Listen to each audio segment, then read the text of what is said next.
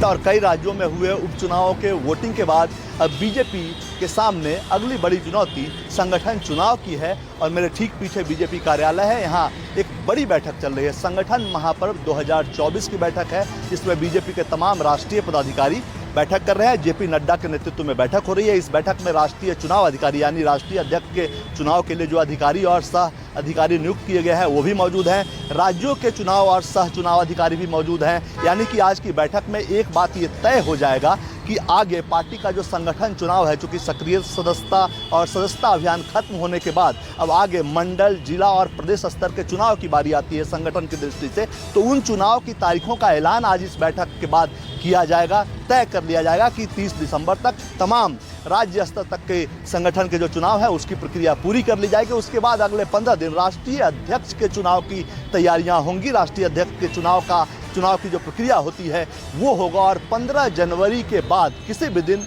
BJP को नए राष्ट्रीय अध्यक्ष मिल सकता है। नए राष्ट्रीय अध्यक्ष के नाम का ऐलान हो सकता है। कैमरामैन राणा अविनाश के साथ कुमार गौरव, न्यूज़ 24 दिल्ली। दिल्ली में आगामी विधानसभा 2025 के लिए आम आदमी पार्टी ने अपनी कमर कस ली है। दरअसल में आम आदमी पार्टी के संयोजक अरविंद केजरीवाल ने आज रेवड़ी कैंपेन लॉन्च कर दिया है। दरअसल में भारतीय जनता पार्टी जिस तरीके से आम आदमी पार्टी की जो मुफ्त की सुविधाएं उनको रेवड़ी बता रही थी, तो उसी को लेकर के आज आम आदमी पार्टी के संयोजक अरविंद केजरीवाल ने एक कैंपेन लॉन्च कर दिया है। दरअसल में जिस तरीके से आम आदमी पार्टी के ऊपर तंज कसे जाते थे कि आम आदमी पार्टी दिल्ली में रेवड़ी बांट रही है, उसी को आधार बनाते हुए आम आदमी पार्टी ने अब दिल्ली की जनता के बीच में जाएगी और उसके लिए लगातार दिल्ली की जनता के बीच में कैंपेन शुरू करेगी और लोगों को समझाएगी कि ये फ्री की जो रेवड़ियाँ आपको मिल रही हैं, दरअसल में रेवड़ी नहीं, ये सुविधाएं हैं। और अगर आम आदमी पार्टी की सरकार को आपने द्वारा नहीं चुना तो ये रेवड़ियां यानी कि ये सुविधाएं जो है वो दिल्ली की जनता के लिए बंद कर दी जाएंगी। कैमरा पर्सन सुनील सिंह के साथ मैं मोहम्मद यूसुफ, न्यूज़ 24 दिल्ली। अब से ठीक 20 घंटे के बाद झारखंड को अपनी नई सरकार मिल जाएगी, लेकिन 15 विधानसभा की सीट ऐसी है जिसमें इंडिया गठबंधन और एनडीए गठबंधन के बीच अब भी पेच फंसा हुआ दिखाई दे रहा है। चाहे हटिया विधानसभा सीट की बात करें या फिर सारठ विधानसभा सीट की या फिर डुमरी, जमशेदपुर, चंदन, कियारी, बेरमो, बड़कागांव, जामतारा, जामा, महगामा, बोकारो, नाला, भवनाथपुर, विश्रामपुर या फिर पांकी विधानसभा क्षेत्र की बात करें, ये वो सीटें हैं जहां इंडिया गठबंधन और एनडीए गठबंधन के बीच जबरदस्त टक्कर दिखाई दे रही है। जीत और हार का मार्जिन भी काफी कम होने वाला है। इन 15 विधानसभा सीट में 7 जो सीटें हैं वो कांग्रेस के खाते की है और 1 विधानसभा सीट आरजेडी के खाते की है। इनमें जिसको बढ़त मिलेगी झारखंड में सरकार उसी की बनेगी। कैमरामैन ऋषि के साथ सौरभ कुमार, रांची, न्यूज़ 24। महाराष्ट्र की विधानसभा चुनाव के नतीजे आने से पहले महायुति हो या फिर महाविकास आघाड़ी हो, दोनों में बैठकों का सिलसिला लगातार जारी है। कल महाविकास आघाड़ी के नेता मुंबई के एक 5 सितारा होटल में दिखे, इसके बाद वो एक साथ गाड़ी से निकले। बताया जाता है कि कल मातोश्री और सिल्वर ओक पर भी नेताओं के बैठकों का सिलसिला जारी था। इसके साथ महायुति के भी नेता अपने तरीके से मुंबई में बैठकर हर सीट का जायजा वहां पर ले रहे हैं। दरअसल दोनों दल यानी महायुति हो या फिर महाविकास आघाड़ी हो, ये निर्दलियों पर निर्भर है। इसके अलावा जो छोटे दल जो जीतने की क्षमता रखते हैं, उन्हें अपने पाले में लेने की हर संभव कोशिश वहां पर वो करते हुए नजर आ रहे हैं। साथ ही दोनों दलों में यहाँ पर मुख्यमंत्री कौन होगा, इसको लेकर भी तनातनी अभी से नजर आ रही है। कैमरामैन राजेंद्र सिंह खाती के साथ विनोद जगदाले, न्यूज़ 24 ठाणे। महाराष्ट्र विधानसभा चुनाव में वोट काउंटिंग के लिए चुनाव आयोग द्वारा तैयारी पूरी कर ली गई है। शनिवार सुबह 8 बजे से काउंटिंग शुरू हो जाएगी। सबसे पहले पोस्टल बैलेट की काउंटिंग शुरू होगी। इसके बाद 8:30 बजे से ईवीएम की काउंटिंग शुरू की जाएगी। महाराष्ट्र की 288 विधानसभा क्षेत्र के लिए 288 मतगणना केंद्र बनाए गए हैं। साथ ही 288 मतगणना निरीक्षक भी नियुक्त हो चुके हैं। हर मतगणना केंद्र पर विभिन्न सुविधा भी उपलब्ध कराई गई है। वोटों की गिनती के दौरान कोई उपद्रव ना हो, इसलिए मुंबई पुलिस और महाराष्ट्र पुलिस भी तैयार हो चुकी है। 300 मीटर के दायरे में लोगों के जमावड़े को बैन किया गया है। हर मतदान केंद्र पर बड़ी संख्या में पुलिस बल को भी तैनात किया गया है। फायर ब्रिगेड की गाड़ियां और एम्बुलेंस भी मतगणना केंद्र पर तैनात हो चुकी है। वोट काउंटिंग की प्रक्रिया के बारे में जानकारी देने के लिए लगभग सभी राजनीतिक पार्टियों ने अपने प्रत्याशी और अपने नेताओं के साथ वीडियो कॉन्फ्रेंसिंग के जरिए मार्गदर्शन किया।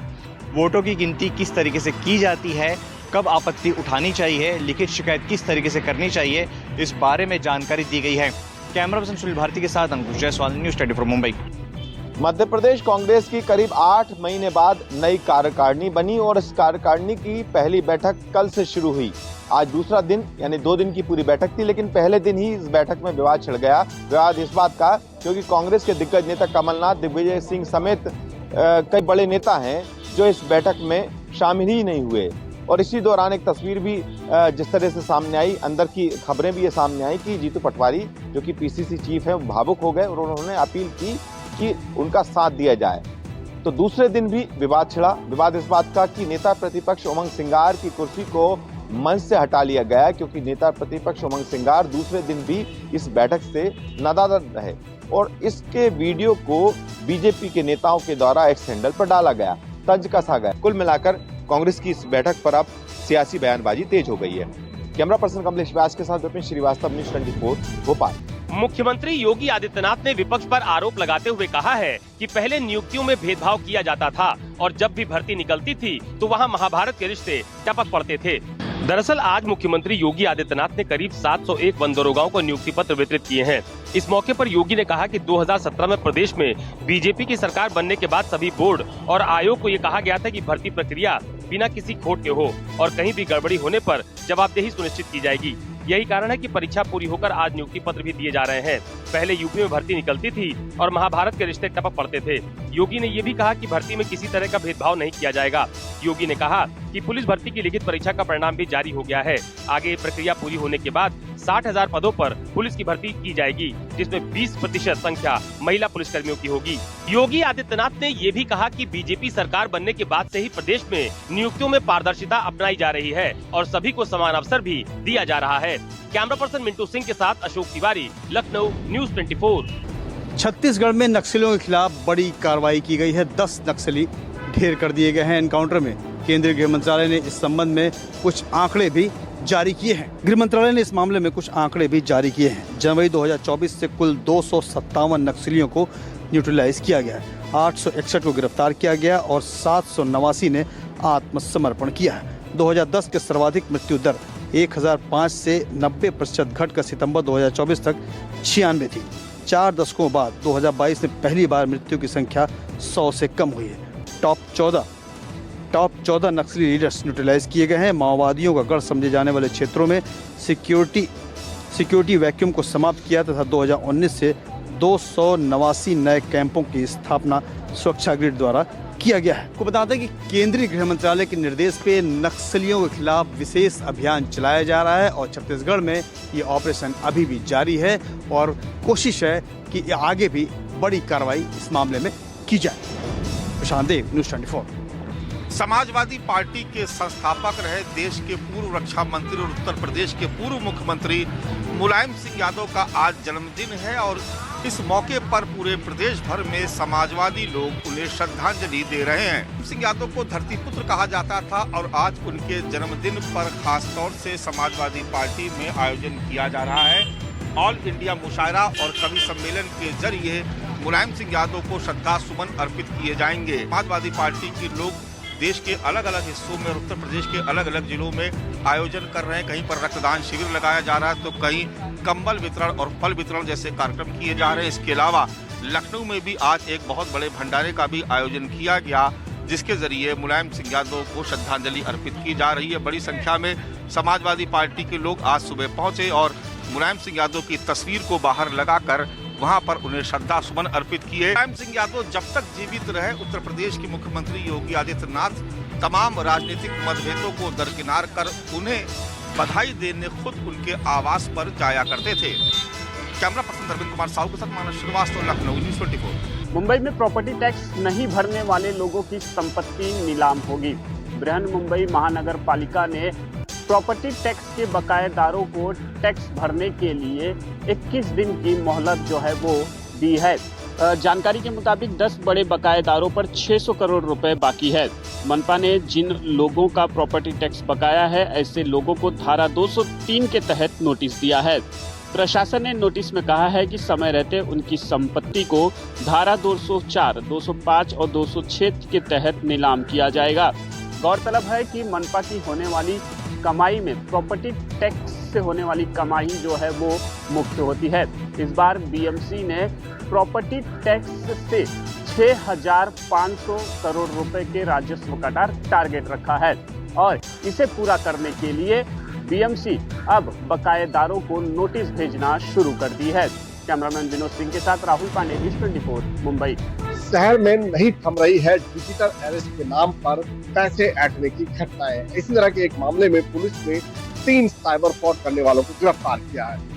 अहमदाबाद साइबर क्राइम ने राजस्थान से 3 लोगों को गिरफ्तार किया है। सिद्धार्थ जाट, कमलेश बिश्नोई और नाथुराम नाम के इन तीनों जालसाज राजस्थान के रहने वाले हैं। अहमदाबाद के एक बुजुर्ग से इन साइबर ठगों ने 1 करोड़ से ज्यादा की वसूली की। इन ठगों ने बुजुर्ग को डिजिटल अरेस्ट करके उन्हें गिरफ्तारी की धमकी देकर अलग अलग खातों में 1 करोड़ 15 लाख रुपए ट्रांसफर करवाए। इस लूट को इन्होंने 16 तारीख को अंजाम दिया। बुजुर्ग को इन आरोपियों ने ये कहकर धमकाया कि दिल्ली पुलिस से बोल रहे हैं और उनके एक पार्सल प्राप्त हुआ है जिसमें ड्रग्स है और साथ ही पीड़ित का आधार कार्ड भी लगा हुआ है। इसके बाद इन्होंने और कई अधिकारियों का हवाला देकर बुजुर्ग को करीब 3 घंटे तक डिजिटल अरेस्ट रखा और 1 करोड़ 15 लाख रुपए की वसूली की।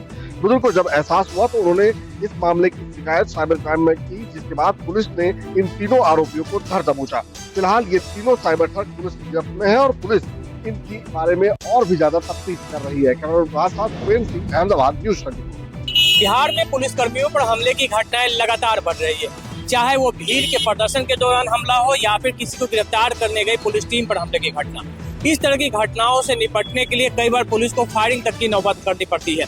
लेकिन अब इन घटनाओं से निपटने के लिए बिहार पुलिस मुख्यालय के निर्देश के आलोक कई जिलों की पुलिस अब ग्रेनेड मिर्ची का इस्तेमाल कर रही है। दरअसल ये ग्रेनेड मिर्ची एक बम के आकार का होता है और इसको फेंकने के बाद उसमें मिर्ची निकलती है और उसके बाद भीड़ तितर बितर हो सकती है। इससे कोई अनहोनी की घटना नहीं हो सकती और यही वजह है कि तमाम पेट्रोलिंग गाड़ियों में इस तरीके के ग्रेनेड मिर्ची दिए गए हैं और खासकर डायल 112 की गाड़ियों में भी कई जिलों में इसका प्रयोग सफल भी रहा है। बिहार के मोतिहारी जिले में पुलिस ने इसका सफल प्रयोग किया है और तमाम जो पेट्रोलिंग गाड़ियां हैं उन्हें ग्रेनेड मिर्ची दी गई है ताकि इसका इस्तेमाल कर सके।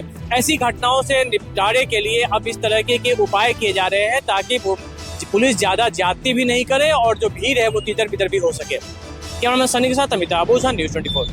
कश्मीर घाटी में नवंबर के आखिरी दिनों में ही ठंड अपना बेहद ज़्यादा असर दिखा रही है, जिसके चलते श्रीनगर में इस सर्दियों के सीज़न का सबसे कम तापमान बीती रात 0 से नीचे -1.2 पर रिकॉर्ड किया गया। जो माइनस तापमान दिसंबर के आखिरी दिनों में देखने को मिलता था वो नवंबर के आखिरी हफ्ते में ही घाटी के अंदर दस्तक दे चुका है, जिसके चलते पूरी कश्मीर घाटी में ठंड काफी ज्यादा बढ़ गई है। घाटी के अधिकतर सभी इलाकों में बीती रात पारा 0 से नीचे माइनस में ही रहा। सबसे कम शोपियां दक्षिणी कश्मीर में पारा 0 से नीचे -3.6 पर रिकॉर्ड किया गया।